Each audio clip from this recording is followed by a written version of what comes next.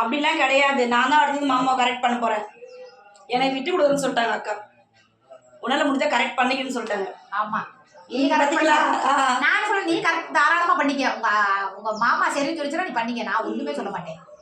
அவங்க இட்லி கொடுத்தீர்கள் என்றால் வயிறார சாப்பிடுவேன்.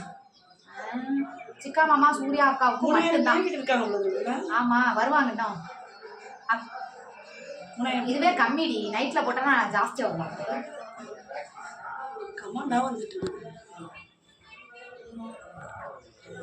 சூர்யா உங்களோட ஒரு நாள் படுக்கணும்.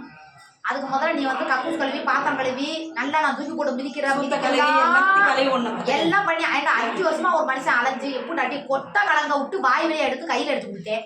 நீ இதை தெரிஞ்சுக்கிட்டுமா என்ன நீ கூட படுக்கிற மாமாவெல்லாம் அப்படி கஷ்டப்படுத்துறாமாக்கா. அதனால நான் கூட்டு போறேன்னு சொல்றேன். போய் சந்தோஷமா அவரை வச்சு நான் பாத்துக்குவேன்.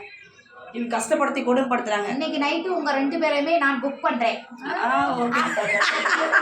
இருக்கிறது ஒரு வாரம் போலாம். உனக்கு 2 பண்ணலாம். எந்திரிச்சிருக்க உனக்கு போட நாங்களாம் பார்க்கதான் அப்படி டம்மி பீஸ் மாதிரி இருப்போம். வந்தாலும் வச்சுக்க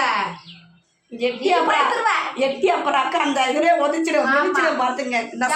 ஒழுங்காரத்துக்கு ஜாக்கிரதை. ஜாலியா பேசுறேன்னு வழுக்கறா